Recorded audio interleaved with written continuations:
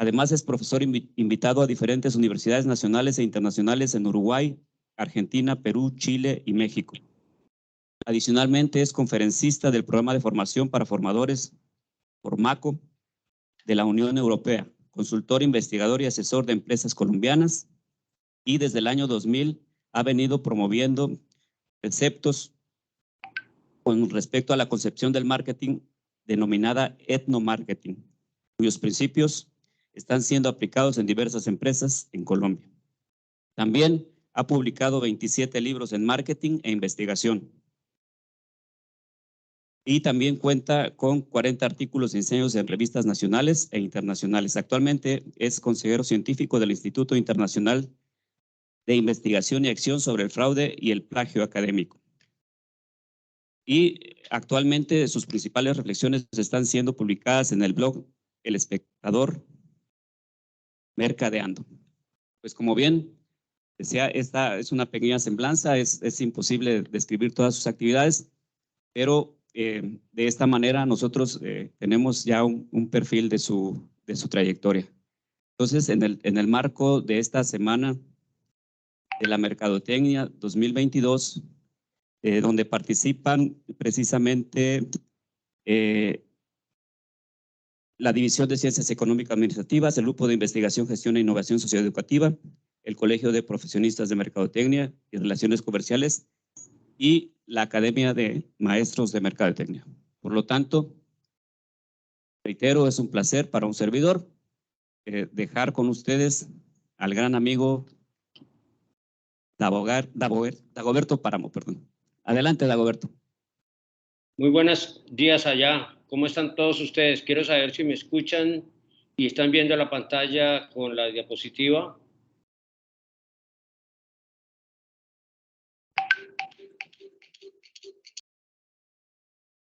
Sí, escuchamos perfectamente bien. Sí, ok. Muy buenos días a todos por allá. Me da mucha alegría poder otra vez estar en contacto con esa maravillosa tierra en la que tengo muy buenos amigos y tengo muy buenos recuerdos que infortunadamente se han estancado en el tiempo por estas cosas de la pandemia y este tipo de circunstancias inesperadas e inéditas para la humanidad.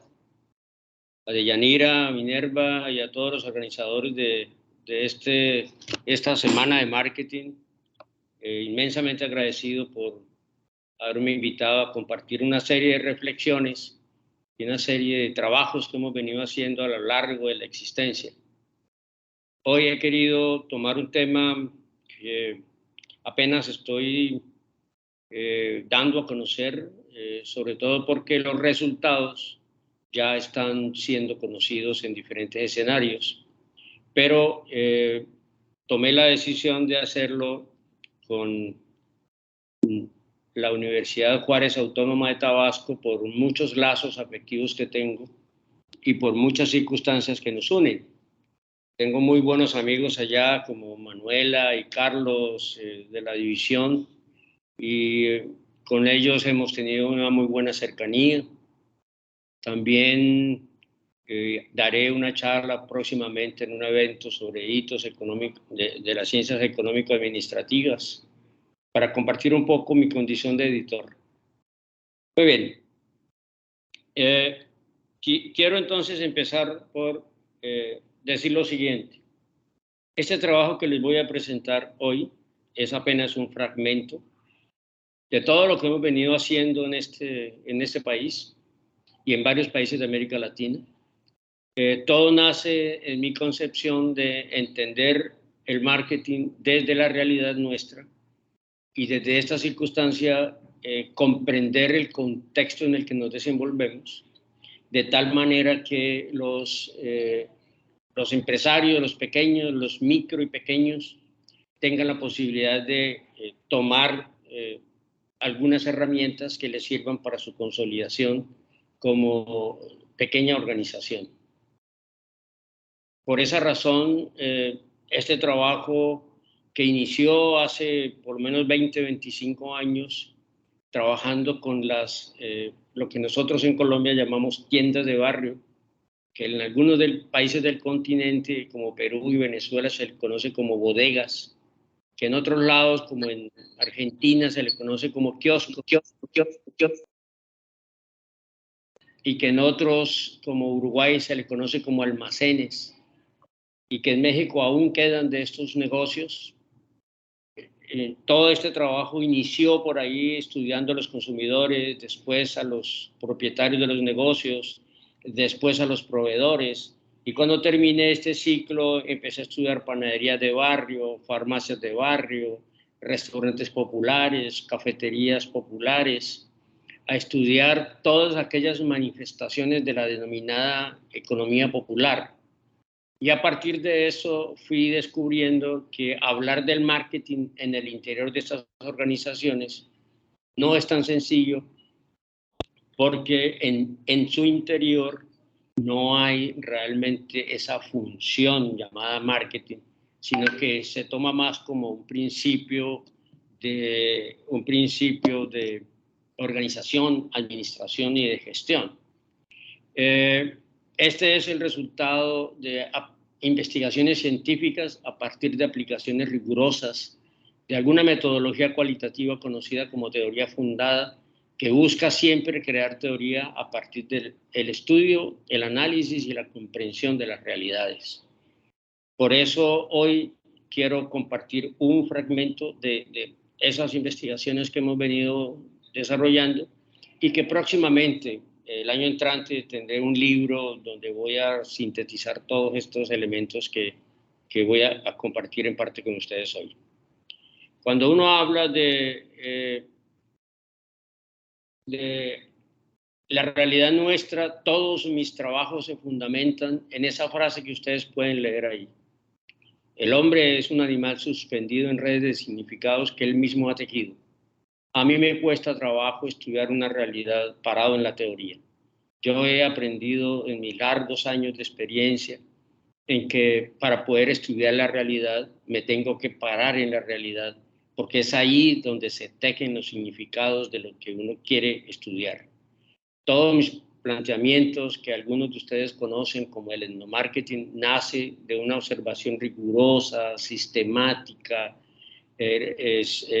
disciplinada de las realidades nuestras, porque nosotros somos los que creamos esas realidades sociales y en ellas nos desenvolvemos, y por eso este trabajo y muy buena parte de lo que hago está basado en este principio escrito hace tantos años. Esto me lleva a hacer, la primera pregunta que me hice fue, ¿el marketing es igual para todo tipo de empresa?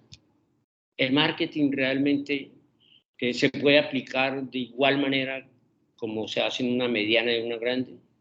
Puedo asegurarles que he leído muchísimos trabajos elaborados sobre el marketing en diferentes organizaciones en cuanto al tamaño y a su complejidad, las llamadas MIPES, micro y pequeñas empresas, y tengo que decir que lastimosamente muchos de estos trabajos, incluso algunos de ellos hechos por colegas mexicanos, están basados en aplicar el modelo estadounidense y europeo del marketing a esas realidades, particularmente con el clásico modelo de las 4 Ps, dejando de lado una serie de circunstancias y complejidades propias de esas organizaciones. Por eso voy a hacer rápidamente una semblanza de lo que es el marketing y a partir de ello tratar de precisar dónde estoy parado en medio de todas estas definiciones. Ustedes y todos los que trabajamos en marketing sabemos que se habla de que es una técnica, que es un tratado teórico, que es un arte, que es una disciplina de gestión, que incluso es ciencia, que es filosofía de administración, que es proceso, que es práctica social teorizada. Si uno se pone a analizar todas estas definiciones, uno encuentra que hay una serie de coincidencias, que todas ellas finalmente nos demuestran que difícilmente uno puede hablar de que el marketing es una ciencia, porque si fuese una ciencia tal vez tendríamos una sola definición. Yo he leído más de 100, 120 definiciones de marketing desde diferentes perspectivas, de diferentes ángulos, ideológicos incluso, de diferentes autores, desde diferentes escuelas de pensamiento. He hecho una revisión exhaustiva de lo que plantea American Marketing Association he revisado lo que plantea el Instituto Charter de Inglaterra, lo mismo que la Academia Francesa de Gestión, y en fin, y uno termina concluyendo que el marketing son muchas cosas. Pero en esencia yo podría decir que en esta caricatura muestra un poco lo que es el marketing.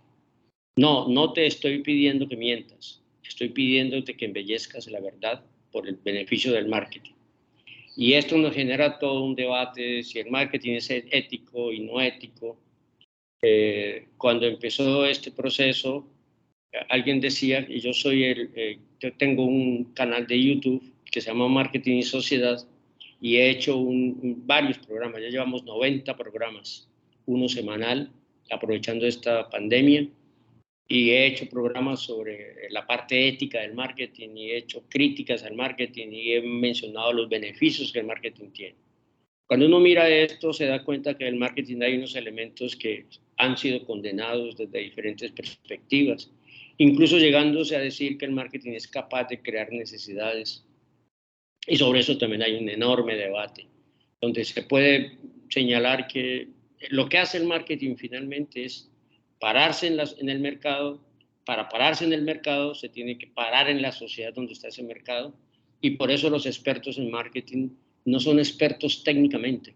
Los expertos en marketing son expertos en sociedad, en conocer, en dilucidar la estructura y la dinámica de la sociedad a través de la cual es posible desarrollar unas actividades de carácter comercial. Entonces, el marketing arranca en el mercado, pero también se tiene que organizar internamente. Si ustedes ven en esta gráfica, uno puede descubrir cómo es necesario que en el interior de una organización, del tamaño que sea, una micro que tiene hasta 10 empleados, o una pequeña que tiene 11 a 50, o una mediana que tiene 51 a 200, o una grande que tiene más de 200. Siempre hay esta falta de coordinación interna en cada organización. Y uno descubre que una cosa pide el departamento de marketing, otra lo hace el pedido de ventas, y finalmente lo desea el cliente de una manera distinta.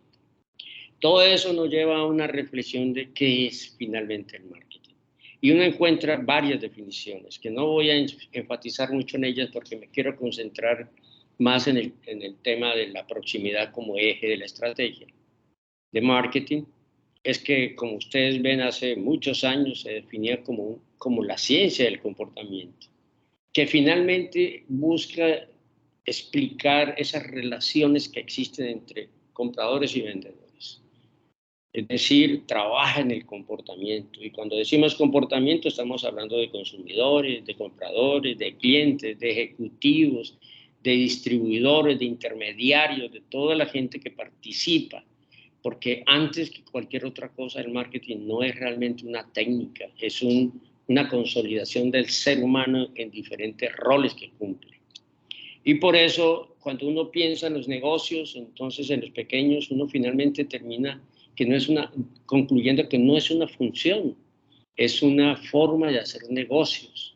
Es el trabajo de todos, sobre todo una micro o pequeña empresa. Y ahí empezamos a marcar una ruta. El marketing no puede ser visto en el interior como una función, porque entonces si fuese una función tendríamos en una empresa que tiene 5 empleados, uno encargado exclusivamente del marketing y otro también de finanzas y otro también de gestión humana o de la parte de producción, etcétera. No, así no funcionan las micro y pequeñas empresas. Para poder entender ese marketing, cómo debe ser desarrollado, hay que entender finalmente qué es la naturaleza de las micro y pequeñas empresas.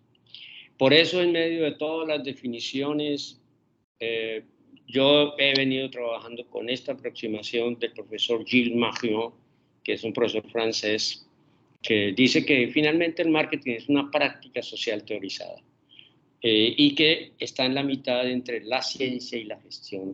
Es un híbrido un poco particular, pero sobre todo que a veces desde las escuelas de formación, desde las escuelas de negocios, nos han querido convencer que el marketing es una técnica, que simplemente se repite y se repite y se repite y los resultados son iguales. Y resulta que uno encuentra que por más que se repitan los procedimientos y los procesos, los resultados son distintos. Porque el marketing trabaja sobre lo social, trabaja sobre el mundo de los seres humanos, trabaja sobre incluso las debilidades de los seres humanos, a veces bajo ciertas circunstancias para explotar esas debilidades de los seres humanos, metidos en el marco de una normatividad social. Si es una práctica social teorizada, cuando hablamos de marketing, entonces tenemos que meternos en esa práctica que desarrollan los seres humanos que hacen parte de una sociedad en términos comerciales. Entonces, bajo esta perspectiva es que hemos desarrollado este trabajo. Es una práctica social teorizada en la cual los seres humanos hacen negocios. Los seres humanos que pertenecen a un negocio de esta naturaleza desarrollan sus actividades. Ahora, por supuesto que para poder estudiar el marketing en el interior, porque lo que he hecho es estudiarlo para proponer esta nueva teoría, una teoría que pretende, por supuesto, ser novedosa y pretende convertirse en una herramienta para que las personas puedan usarla, es que la aplicación del marketing depende del tipo de empresa. No podemos insistir en que, por ejemplo, el famoso modelo de las 4 P's, producto, precio, promoción y plaza, es igualito, no importa el tamaño de la organización. No, en cada organización hay unas complejidades, como voy a señalar ahora, para entender el marketing de manera distinta. También depende del tipo de empresario. Los empresarios, sobre todo los micro y pequeños empresarios, son muy distintos a los medianos y los grandes. Depende, por supuesto, del sector de la economía. Y quiero precisar de entrada que esta propuesta que estoy compartiendo con ustedes está muy concebida hacia las empresas de carácter comercial, no tanto las productoras, micro y pequeñas empresas productoras, sino más aquellas que están en contacto con el mercado de manera cotidiana. Y por supuesto depende de la cultura entendida como la programación colectiva de la mente, como un marco de acción de la vida. Ahora, será entonces que si entendemos el marketing desde la perspectiva de sus realidades, podemos enfrentarnos a la administración y gestión de las MIPES. Y ustedes van a darse cuenta en este esquema que les estoy compartiendo, que es imposible separar el marketing de la vida cotidiana, administrativa y de gestión que hacen este tipo de organizaciones. El marketing no es un área funcional. Mi respetuosa sugerencia es que si usted va a hacer una asesoría de este tipo de empresas, por favor, no agarre el esquema tradicional de las medianas y gran empresas como la misión, la visión, objetivos corporativos o manual de funciones, porque ahí las funciones no son igualmente estructuradas que en las medianas y las grandes, que a veces queremos, discúlpenme la expresión, como embutirles, así como a la fuerza, tratar de meterles una tecnología que en ellos no cabe por diferentes circunstancias. Entonces, para poder entender por qué y hacia dónde voy, quiero presentar rápidamente qué es una MIPE, porque solo en la medida en que las entendamos en su naturaleza vamos a poder comprender el rol que juega el marketing. ¿Qué es una MIPE? Lo primero es que a veces en las organizaciones institucionalmente hablando, sobre todo del Estado y del gobierno, se habla de las MIPYMES y mezclan en un solo paquete las micro, las medianas y las pequeñas. No es posible. La micro y la pequeña, pero sobre todo la micro, que en el caso latinoamericano, con excepción de Uruguay, es aquella empresa que tiene entre 1 y 10 empleados. En el caso de Uruguay, de 1 a 4 empleados.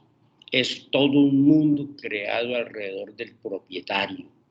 Es un mundo donde, por lo que hemos estudiado, la dinámica es completamente distinta. Por eso estas organizaciones se crean en función de los objetivos de sus dirigentes, de sus proyectos sociales, de sus valores, de sus concepciones personales, de sus intereses, de sus sueños. Muchos de ellos no quieren enriquecerse, muchos de ellos no quieren tener un negocio grande, muchos de ellos se quieren quedar así e incluso viven mejor que hasta nosotros los académicos con todos los títulos y las cosas que hacemos.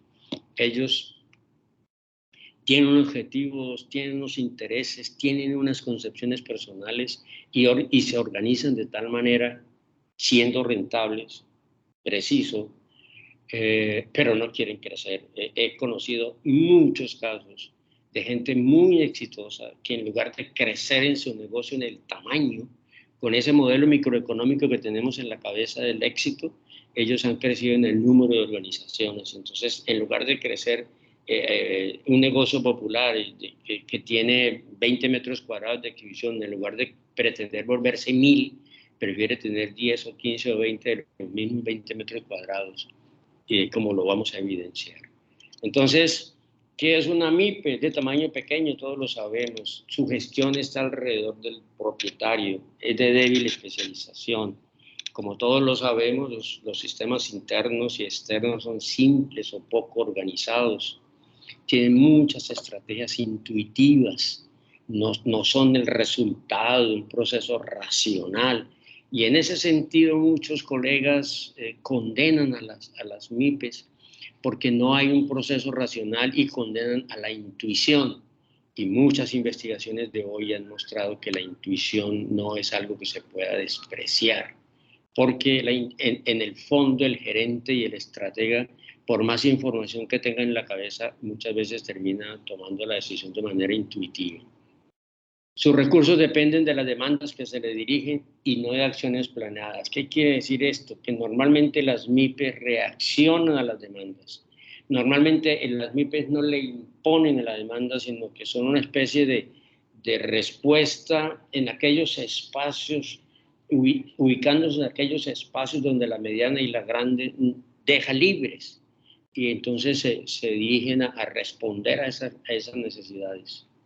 Se tiene poco tiempo porque mucha gente hace de todo. Eso es una especie de polivalencia donde hemos estudiado restaurantes donde el que cobra es a veces el que atiende, el que atiende es el que sirve el café, y el que sirve el café es el que a veces está en la cocina. Es una especie de, como dirían en el fútbol hoy, en el fútbol, como dicen allá, sería un polivalente, cumple muchos roles en un proceso de solidaridad poco visto en el interior de las medianas y las grandes. Y depende, por supuesto, de su clientela, y la estructura de operación es muy sencilla. Y sobre todo no se busca satisfacer las demandas del mercado, sino encontrar dónde encajan sus capacidades. Es decir, ellos no son aquellos que están buscando esa brecha insatisfecha en el mercado, sino más bien miran dónde lo que ellos hacen encaja. Y por supuesto, normalmente no hacen nuevos segmentos de mercado, ellos trabajan más bien en cierta manera, de una forma reactiva. Eso no quiere decir que no haya organizaciones que sean proactivas, pero en términos generales lo que hemos descubierto es que normalmente tienen 30, 40 clientes fijos y algunos temporales, circunstanciales, y de eso viven. El propietario trabaja con su propia experticia. Conozco muchos casos de microempresas que se han creado porque, por ejemplo, el dueño era un árbitro de fútbol y entonces un día lo despidieron. Él organizó una pequeña empresa para arbitrar partidos en diferentes organizaciones y creó una dinámica, creó una organización, y de eso hoy sigue viviendo en esa pequeña organización con su propia experticia. Normalmente no se adaptan a nuevas necesidades y deseos y no se perciben así. El microempresario no está realmente tan preocupado por movimientos mundiales, y sí está preocupado por lo que le pase cerca a su cotidianidad. Esta pandemia en esta zona de Colombia, en Barranquilla, ha demostrado que las tiendas de barrio, que eran las más amenazadas, han salido más fortalecidas en estos procesos de pandemia. ¿Cuáles son las características? Trabaja en un nicho, da un buen servicio, es personalizado, es profesional. Se hace lo que llaman voz a voz, que los franceses llaman de bouche à oreille. Mantienen contacto físico, la clientela es reducida, ni siquiera hablan de clientes, sino de clientela. No es un volumen muy grande. Como lo dije hace rato, su estrategia es intuitiva, poco formalizada, depende de ciertos grupos de interés, pero tal vez en esta diapositiva lo que quiero destacar es que el emprendedor es como el hombre orquesta, no es el director de orquesta de una mediana y gran empresa, no es el hombre allá arriba que instruye, establece los reglamentos y él así como tocando, haciendo que todo el mundo toque la orquesta de manera armónica y sinfónica, se produce una melodía. Aquí no. Aquí el propietario es el hombre orquesta. Incluso enseña con el ejemplo. Él no dice lo que hay que hacer, sino lo hace para que lo vean cómo se debe hacer. Y tiene una impresionante ventaja, es que cuando toma una decisión, por ejemplo, para estandarizar un proceso, rápidamente, 2 o 3 días, se da cuenta si el proceso funciona y lo reestandariza. Mientras que una mediana o una grande, para reestandarizar un proceso, tiene que hacer una serie de diagnósticos y capacitaciones para poder estandarizarlo y poderlo controlar.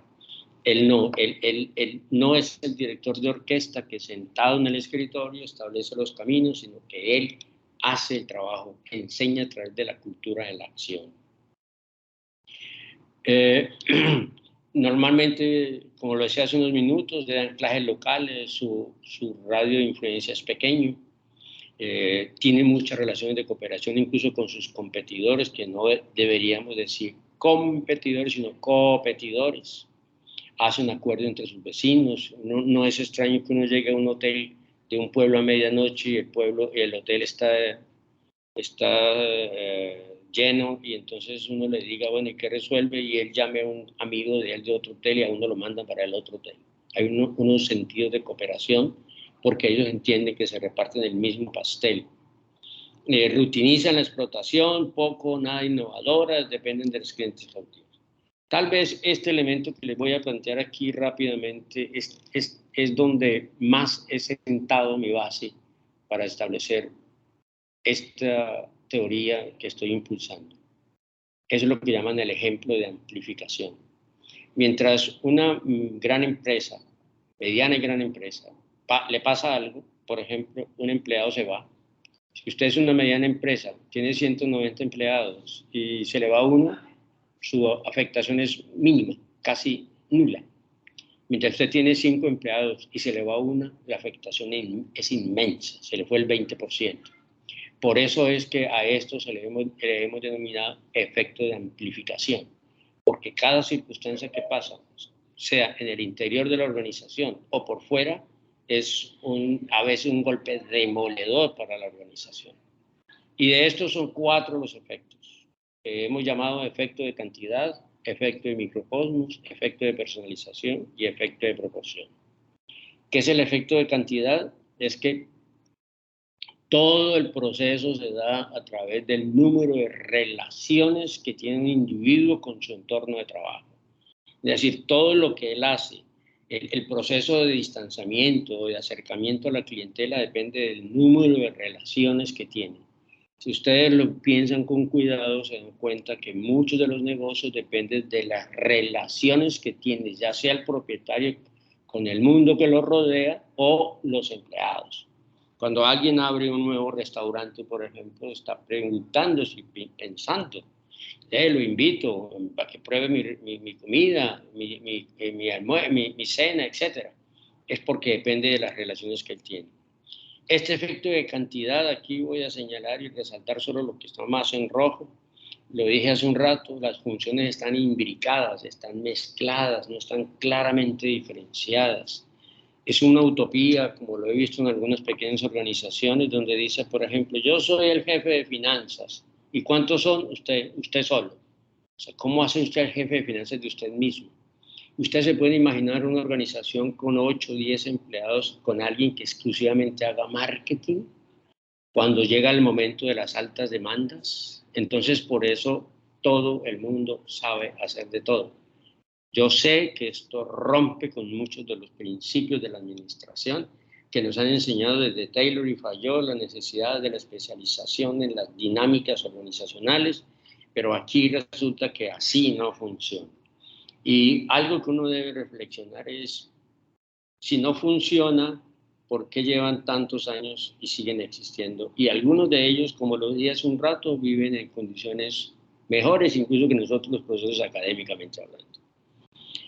Y entonces la unidad organizacional no es la función, es el puesto de trabajo, de tal manera que lo que a usted le importa no son las funciones, sino las personas. Este enfoque nos lleva a ver al ser humano como persona, un empleado como ser humano y no un empleado como una máquina que simplemente cumple funciones. Y por eso, entre más pequeña es la organización, más importantes son los trabajadores, más importantes son los miembros de esa organización, porque nos focalizamos entonces en el puesto de trabajo y en las personas y no en la función y sus respectivas funciones. Desde la perspectiva de todo esto del efecto de cantidad, entonces, eso nos lleva a saber que la importancia del individuo es inversamente proporcional al tamaño de la estructura organizacional. Entre más se confunde un individuo con una función, él tiene más importancia en la estructura. Y doy un ejemplo. En una panadería, donde el panadero es el personaje clave, ¿se pueden imaginar la trascendencia que tiene ese panadero en la existencia del negocio? Eso nos lleva a pensar que entre más esencial sea la función, más estratégico es el puesto de trabajo. Es en función de lo que están buscando. Hay un efecto de microcosmos, el segundo efecto, que simplemente lo que intenta mostrar es que el ser humano está en un mundo pequeño. Ese microcosmos donde todo es inmediato en el tiempo, en el espacio, donde hay una fuerte implicación del dirigente con todas las organizaciones, hay una intensidad afectiva en las relaciones que se establecen, en la solución de las problemáticas, en las urgencias más sentidas. Si hay un problema, no sucede como en otras organizaciones en términos generales, hay un sentido de solidaridad y cooperación que normalmente no se presenta en otro tipo de organizaciones. Y es aquí en este efecto de microcosmos donde aparece, por primera vez me apareció la base de lo que hemos desarrollado, que es el tema de la proximidad, sobre el cual voy a profundizar ahora, porque ahí está la clave de nuestra propuesta. Y en estas organizaciones todo es aquí y ahora. Aquí las urgencias son para allá. Y ellos, digamos, tienen un dominio del entorno en el que se mueven. Y no hay una disposición a planear de manera formal, planean de manera distinta. En ese efecto de microcosmos están las interacciones, algunas son frecuentes, informales, interpersonales. Hay una intensidad afectiva porque hay una relación de seres humanos. Allá no hay máquinas, son seres humanos. Hemos estudiado tanto el fenómeno humano, a veces conformado por familias, por amigos, hay unas cercanías. Por supuesto que la selección de una persona de esa no puede obedecer a los esquemáticos, inflexibles, rigurosos y fríos mecanismos para seleccionar a las personas. Hemos desarrollado investigaciones sobre la confianza, sobre cómo descubrir personas para trabajar en este tipo de organizaciones, en las cuales hay claridad absoluta de que necesitamos conseguir personas con un gran sentido social, con una conducta prosocial a toda prueba, y sobre todo porque necesitamos trabajar de manera operativa y en la inmediatez. Entonces necesitamos una intensidad distinta. En ese efecto de personalización, entonces, una de las características que tiene es que se centra en el dirigente. Y por supuesto, la historia de la empresa está asociada a la historia de su propietario.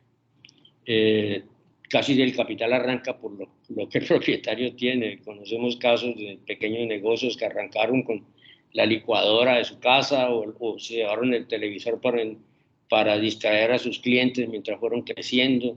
Y todo lo que tiene el negocio es lo que él ha aportado. Algunos de ustedes se preguntarán, pero profe, ¿por qué insiste tanto en dejarlos pequeños? Por una razón muy simple, porque eso es lo que ellos quieren. Y ellos logran generar empleo, ellos se sienten felices. Y aquellos que quieran crecer de una manera distinta, ahí tenemos los mecanismos. Estos son concebidos y estas definiciones que ustedes ven aquí y estas aproximaciones han nacido de la investigación de ellos mismos. Y por supuesto, ahí nosotros no necesitamos megaestructuras. Son megapersonas, con un sentido de pertenencia, un sentido de solidaridad único. En ese efecto de personalización, por supuesto, el poder es absoluto por el propietario, y normalmente se contratan familiares y conocidos. Hay muchos aspectos sociales en la gestión. Esa es una cosa que a veces nos cuesta trabajo. A nosotros nos han enseñado que la relación es fría, distante, funcional, y a veces en organizaciones ni siquiera se sabe qué hace el vecino. Aquí no, aquí hay una cercanía impresionante porque el propietario incorpora los aspectos sociales en su gestión. Y como creador de la empresa, pues él tiene toda la legitimidad para tomar las decisiones que haya que tomar. Muchos de ellos son muy cuidadosos, son muy generosos, incluso muchos de ellos sufren cuando por diferentes circunstancias asociadas al mercado no pueden pagar a tiempo a sus empleados porque tienen un compromiso con ellos y sus familias, etc. Y por supuesto son sus valores, sus aspiraciones, su propio estilo a través del cual dirigen las organizaciones. Esto tiene un lado negativo, digámoslo de alguna manera. Es que esta hipercentralización hace que él crea que todo es él. Y entonces que todo se debe a su coraje, a su obstinación, y a veces se encierra en una torre de marfil. Y eso a veces le genera dificultades en algunos de ellos. Y finalmente está el efecto de proporción, que simplemente es relacionada con el tamaño. Entre más reducida sea el tamaño de la empresa, mayor es el impacto de mover una de sus partes, como el ejemplo que di del empleado de la empresa que tiene 5 empleados. Y el peso de cada empleado es inversamente proporcional al número de trabajadores. Entre más trabajadores haya, una persona es menos importante. Entre menos trabajadores haya, más importante es cada persona. Y como decía, un cambio menor puede ocasionar variaciones de grandes magnitudes. A veces se puede subcontratar y esto puede hasta quebrar la empresa. Ok. Con estas características básicas de lo que he querido mostrar rápidamente, por supuesto sobre esto que acabo de decir hay muchísimo material nosotros elaborado, construido, incluso ya estamos escribiendo algunas cosas de lo que hemos investigado. Creo que debe quedar claro que no es posible, con esas características de una organización, no es posible que sigamos pensando que no necesitamos una nueva y diferente concepción del marketing. O sea, no podemos seguir pensando, por lo menos esa es mi perspectiva, que ante estas realidades organizacionales, administrativas, humanas, de intensidades afectivas, de cercanías humanas y comerciales y sociales entre los empleados y su relación con los mercados, uno siga pensando que tiene que seguir trabajando bajo los mismos postulados del marketing, bajo los mismos principios del marketing, creado en otras latitudes y para otras circunstancias. Por eso uno se tiene que hacer preguntas. ¿Será que hay que adaptar la MIPI a los principios clásicos? Yo digo que no. ¿Será que hay que redefinir sus funciones a su interior? Yo digo que no. A estas preguntas que estoy formulando siempre voy a responder que no. ¿Contratar a un colaborador interno solo que se dedique al marketing? No. ¿Un externo? Menos. Hay que realizar profundos estudios de mercado con investigaciones que son muy costosas. No, eso no quiere decir que se va a tomar decisiones sin información. O contratar una empresa especializada que me vuelva grande, me vuelva un monstruo. No. Hay que conocer y analizar y comprender la competencia tan a fondo. No. Hay que establecer son relaciones de cooperación con los competidores. Hay que modular la oferta de acuerdo con una delimitación específica del potencial del mercado a atender. No. Él lo que hace es que busca dónde cabe y aplicar los modelos clásicos de marketing menos. Nosotros hemos estudiado, yo les puedo asegurar que llevo más o menos unos 25 años, tal vez un poco más, estudiando estas realidades. Y en ninguno de los negocios, exitosos o no, que hemos estudiado, hemos encontrado un modelo clásico de marketing. Desde salones de belleza, desde restaurantes populares, de todo ese mundo que, entre otras cosas, en el caso colombiano, las tiendas de barrio representan el 62% de los productos de la canasta familiar que nosotros consumimos pasan por una tienda de barrio. Y ellos no tienen un esquema clásico del marketing. Algunos dirán, por eso es que no son grandes. Es posible, pero les puedo asegurar que muchos de ellos no son grandes porque no quieren. Por eso todo depende de los objetivos del propietario. No vaya a llegar a hacer una asesoría de marketing sin tener en cuenta lo que el propietario quiere. Hay propietarios que simplemente no quieren crecer, no quieren ser grandes. Incluso hay que preguntarle cosas hasta que para alguna gente puede ser irrelevantes, como la edad. No son los mismos ímpetus del que tiene 80 años que el que tiene 50. Y hemos conocido casos muy, muy paradójicos. Y por eso lo que él hace finalmente es, incluso ni siquiera en muchas ocasiones quieren maximizar sus utilidades. Quieren vivir, quieren ayudar. Hemos hecho, para esta presentación no se los traigo por el tiempo, hemos hecho una clasificación de los tipos de empresarios.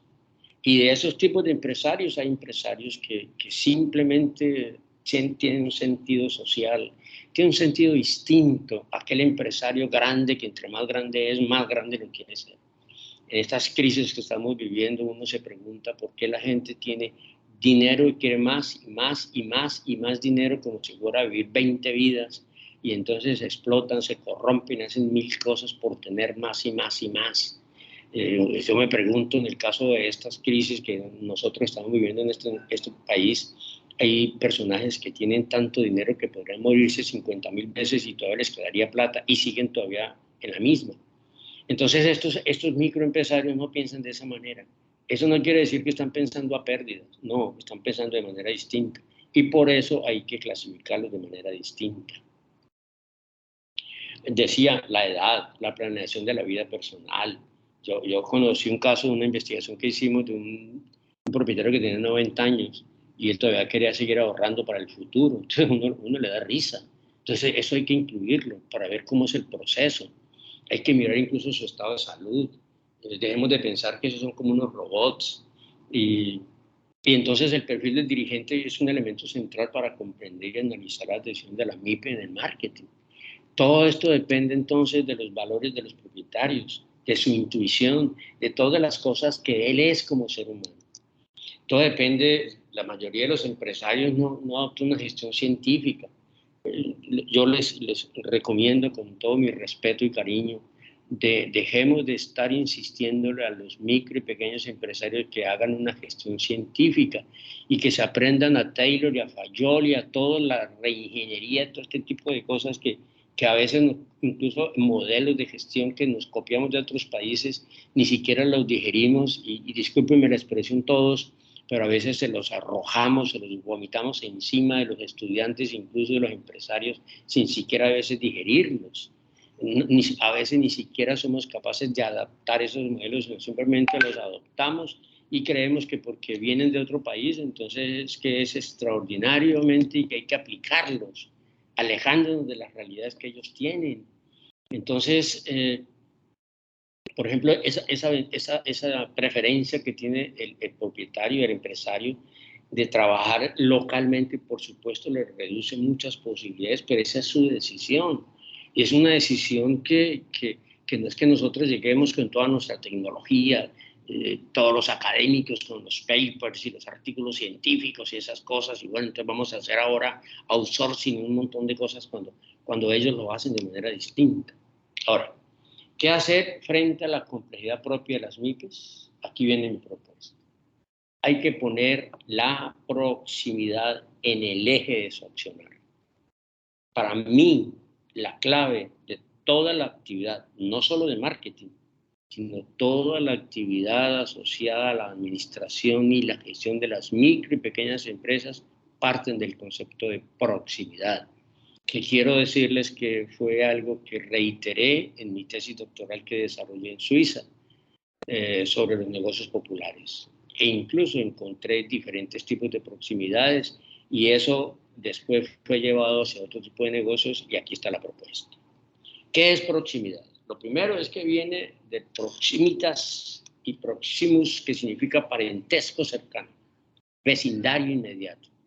Vecindario, que quiere decir cercanía en el espacio. Es decir, toda la actividad de la organización está alrededor del pequeño mundo en el que se mueve. Ahí establece permanentes vínculos e interacciones. Y es un verdadero sistema de relaciones sociales en diferentes dimensiones.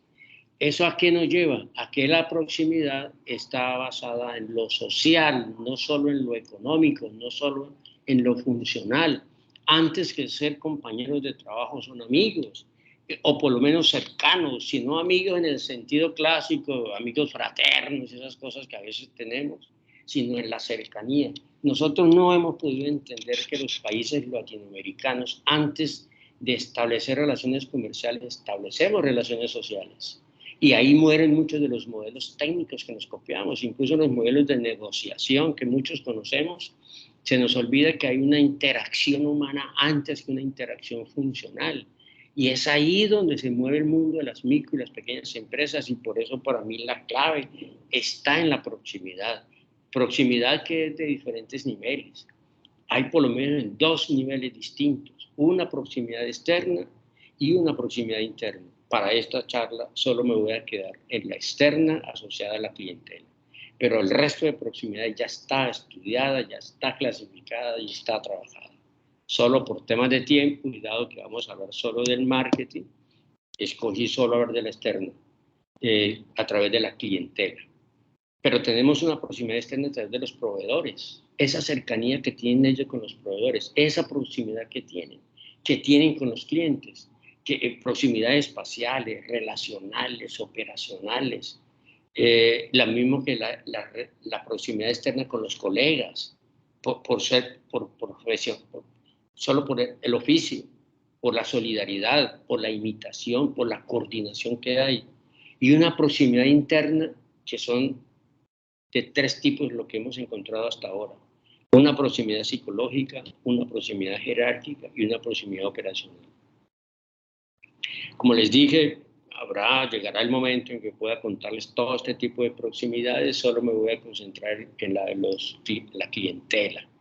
Entonces vamos a ver parte de lo que hemos descubierto, y ahora llegará el momento de profundizar en las otras. Pero les puedo asegurar que ya tenemos todo esto construido, todas las proximidades con los proveedores, porque es que es impresionante. Yo le preguntaba un día a un dueño de un restaurante popular.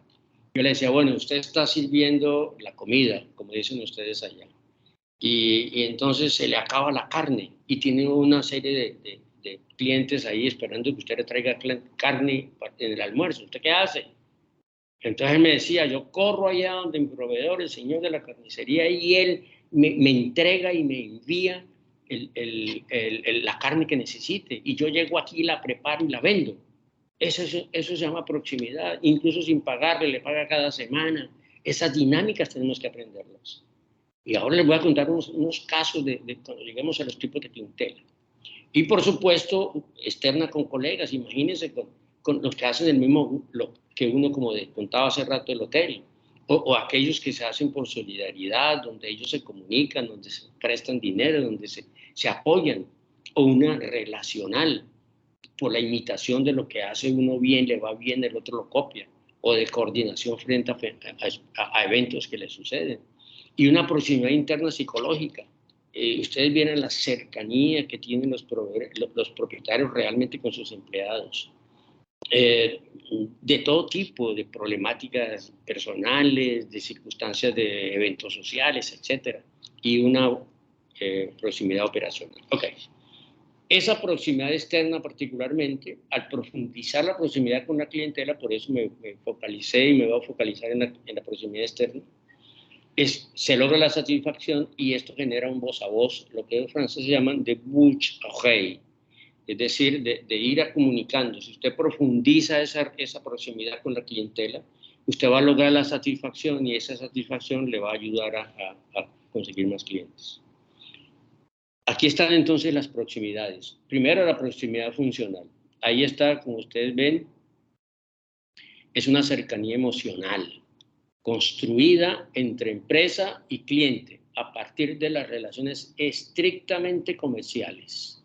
Es decir, yo confío en que voy al negocio y esa cercanía que tengo con el propietario me va a ayudar a resolver el problema, pero solamente mi asunto comercial. Voy a la tienda a pedirme un refresco con un pan y entonces yo voy allá y ya me lo entregan. No tengo ninguna otra relación con ellos, sino voy a lo que voy. Y en eso hay 4 tipos de clientelas. Uno son los clientes pragmáticos. Esos clientes pragmáticos son entonces utilitaristas. Son aquellas personas que simplemente van al negocio cuando lo necesitan. Aquellos funcionales que van, ni siquiera saludan, compran y se van. Aquellos racionales que saben que en un lado pueden comprar más barato que en otro. Y aquellos que son cazadores, esos que saben en qué negocio venden, qué hay más barato. Y entonces van recorriendo a veces en un barrio, en un vecindario, aquellos negocios donde van a conseguir más baratos los productos. Dentro de la proximidad espacial, entonces es la cercanía comercial que se desarrolla entre la empresa y el cliente a partir de la ubicación geográfica. Hemos descubierto que la influencia geográfica de un negocio popular no es tan grande como uno podría imaginar, generalmente en el vecindario. Y de este tipo de proximidad espacial tenemos otro tipo de clientes, que son los que yo llamo negocio dependientes. O sea, a esos personajes se les acaba el negocio y no saben qué hacer en la vida.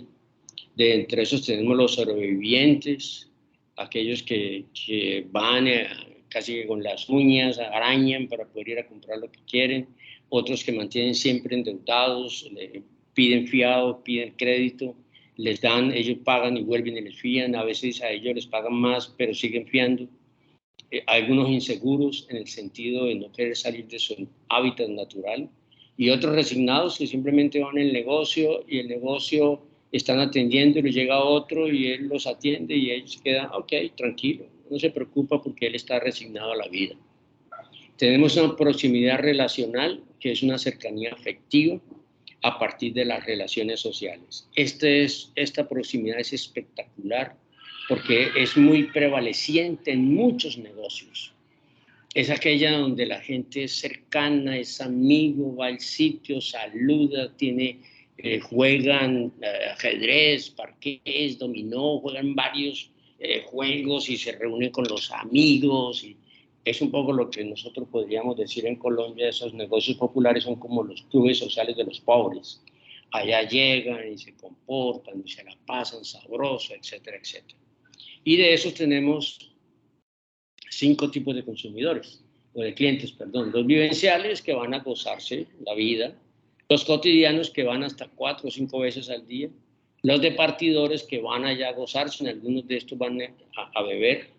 Otros son cultivadores de relaciones, que van y hablan de los compadres, de la comadre, y entonces van y juegan, ven un partido de fútbol y se toman sus cervezas y van a tener experiencias positivas. Y aquel caprichoso que se le mete la idea en la cabeza de lo que quiere y lo pide hasta que el propietario se lo consigue. Y luego tenemos finalmente la proximidad identitaria. Esa es una cercanía cultural donde hay una convergencia de valores, creencias y costumbres. En este tipo de proximidad sucede mucho que la gente de la misma región se encuentra y establecen relaciones entre los clientes y los propietarios de tal manera que esa cercanía permite tener una dinámica distinta. Quiero contarles que parte de este trabajo lo hicimos en una investigación en Perú, en Chiclayo, en un gran mercado popular que se llama Mochoqueque, y ahí encontramos parte de estas, sobre todo de esta proximidad identitaria. Y ahí tenemos los simbólicos, que simplemente van allá porque es que aquí donde siempre hemos estado. El tradicional porque, no, es que ese es el vecino, ese es el amigo. Hay algunos que dicen, no, yo no voy ahí porque es que mejor me voy al supermercado porque allá es más barato, allá nadie me mira, yo soy un nadie. Y los indiferentes, que finalmente les importa poco lo que ven. Esos son los llamados clientes reforzadores. Muy bien.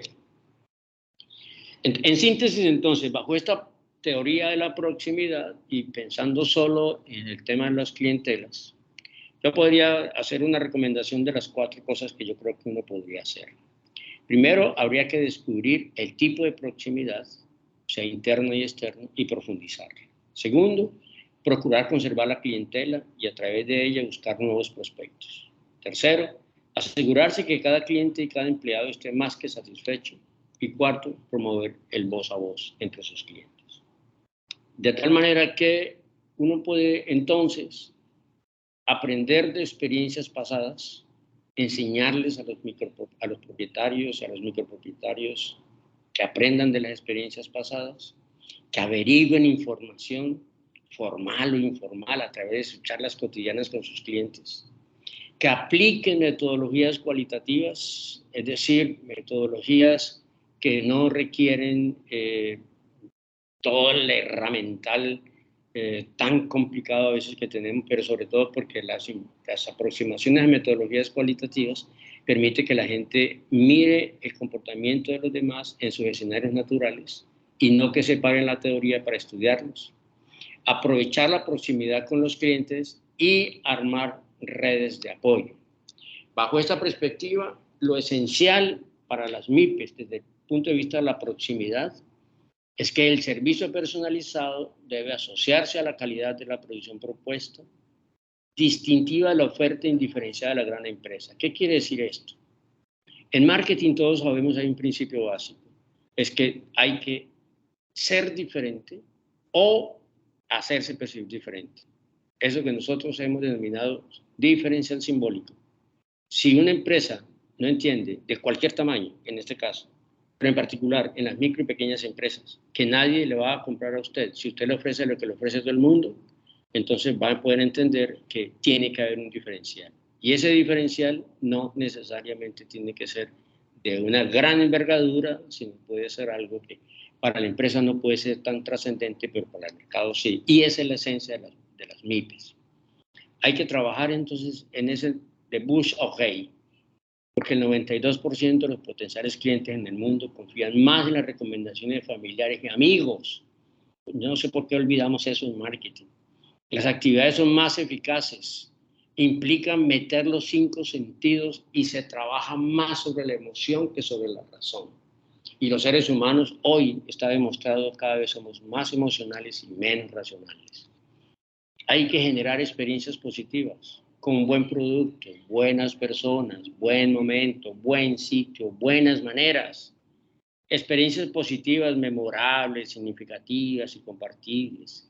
Y ello permite evocar experiencias positivas pasadas. Y eso se graba por allá en ese sistema que los psicólogos conocen mejor que nosotros, en el sistema límbico, que es el sistema de las emociones, que es el sistema en el que, comillas, no pensamos, sino actuamos. Y aquí hay unas decisiones claves: satisfacer y fidelizar y no conquistar. Ojo, no quiere decir que no hay que conquistar, sino que nosotros tenemos que trabajar más en la satisfacción y en la fidelización. Preservar la regularidad maximizando la satisfacción y no ampliando la oferta. Esa satisfacción debe basarse en servicios personalizados y en la cercanía con la clientela. Cercanía con la clientela. Y tenemos que enseñarles a trabajar, y ellos lo hacen de esa manera, lo más bello. Ellos están convencidos que al cliente hay que satisfacerlo. Una de las investigaciones que hicimos en un restaurante popular, yo le decía al señor propietario, le pregunté, bueno, ¿cuál es su filosofía? Le dije así, ¿cuál es lo que usted trabaja? Me dijo, aquí la filosofía de mi negocio es su majestad el cliente. Y yo le dije, ¿eso en qué se traduce?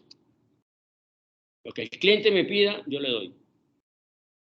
Entonces le decía, bueno, y usted tiene servicio a domicilio, ¿cierto? Me dijo, sí, yo tengo delivery, yo tengo servicio a domicilio. Y entonces le digo, ¿y cómo hace usted? ¿Tiene un monto económicamente mínimo para hacer el servicio a domicilio? Me dice, no, lo que me pidan yo lo hago. Entonces yo le decía, si usted lo llama por el teléfono y le piden un café para llevar a domicilio y usted lo lleva, yo lo llevo. Y yo le preguntaba, bueno, y cuando usted se va, entonces, ¿quién atiende? Entonces me dijo, por ejemplo, ¿quién atiende la caja? ¿Quién cobra en el restaurante? Y me respondió, el que esté cerca de la caja. ¿Y usted confía en ellos? Me dijo, si no confía en ellos, no tengo nada que hacer. Le dije, pero ¿cuál es su promesa? Usted es lo que le dice a la gente. Resulta que el señor en ese negocio es un restaurante popular donde venden comida, pero el hombre también vende café. Y el negocio se llama Expreso Café, pero vive de vender comida. Entonces le decía, ¿usted cómo hace? Me dijo lo siguiente. Me dijo, profe, ¿usted sabe qué le pasa a un huevo cuando se pone a hervir? Yo le dije, se pone duro. Me dijo, ¿qué le pasa a una zanahoria cuando usted la pone a hervir? Yo le dije, se pone blandita. ¿Y qué le pasa al café cuando usted lo pone a hervir? Yo me quedé callado. Me dijo, suelta el aroma, suelta la esencia. Entonces yo aquí lo que hago es que hago café, pasa la gente, huele, y entonces entra, yo lo voy a probar el café, y cuando termine de probar el café le pregunto, ¿cómo le pareció el café? Uy, delicioso. Y le dice, así como a usted le gustó el café, así hago la comida aquí. Y por eso la comida aquí es deliciosa, le saco lo esencial. Eso se llama marketing, intuitivo si ustedes quieren, pero esas son las decisiones claves. Por eso la fidelización debe basarse en el acompañamiento cálido, cerquita, practicar realmente el marketing relacional y utilizar a los clientes satisfechos como sus mejores aliados. Muy bien, y finalmente, esto lo voy a pasar rápidamente, lo que creo es que hay que enseñarles a desarrollar su propio liderazgo a los micropropietarios, pero sobre todo para que cada empleado sepa para qué trabaja, por qué trabaja, qué se espera de él, qué le está prohibido, cuáles son sus márgenes de autonomía. Se logra que cada quien sea reactivo, creativo y comprometido, que se constate inmediatamente los efectos de las decisiones tomadas, darle prioridad a la razón de ser del negocio. Ellos utilizan mucho la palabra, pero sobre todo transmiten el saber hacer. Hay poca formalidad, hay que aprender de que ser concretos, no abstractos. Ellos no teorizan, ellos dicen lo que hay que hacer, paso 1, 2, 3, 4, 5, él lo hace y de esa manera enseña. Ser más operacional que conceptual, por eso les digo, por favor, no vayan con los conceptos abstractos que no les llegan, y prepararse a los imponderables. Los empleados deben apropiarse del saber a través de la cultura de la acción. Deben tener gran capacidad reactiva, fuerte cultura operacional, solidaridad total y gran disposición laboral. Repito, prevalece la intuición y el instinto. Al darle prioridad a la razón de ser del negocio, los propietarios deben tender a privilegiar la acción, aceptar las capacidades de sus colaboradores, confiar en la iniciativa individual y la solidaridad, estar presentes en todo y con alto nivel de compromiso. Definir con precisión las reglas del juego, orientar claramente las expectativas, asegurar la iniciativa, precisar los criterios de éxito, convertir intenciones en decisiones operacionales, fortalecer su competencia de comunicación interna, que es una cosa que hay que trabajar con ellos, informar permanentemente las reglas a sus empleados, anticiparse alguna dimisión, mantener la motivación, escuchar y hacer crecer a los empleados, responder a sus demandas y practicar tiempo relacional. Tomar tiempo para anticiparse, reflexionar para volverse más estratégico, más táctico y más coordinador. Analizar su rol de gerente propietario. Puede hacerlo solo con sus pares o hacerlo periódicamente cada 6 meses. Este es un decálogo que yo recomiendo finalmente.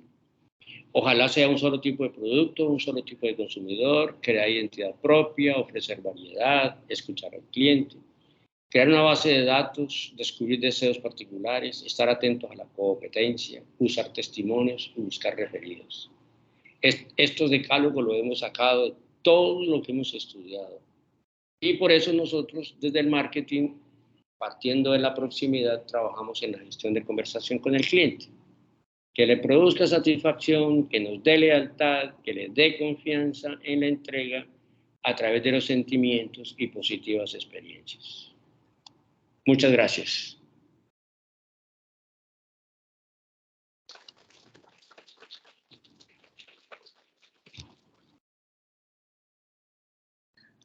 Bien, agradecemos profundamente al doctor Dagoberto Páramo Morales la participación desde Colombia con su trabajo titulado La proximidad como eje del marketing en micro y pequeñas empresas.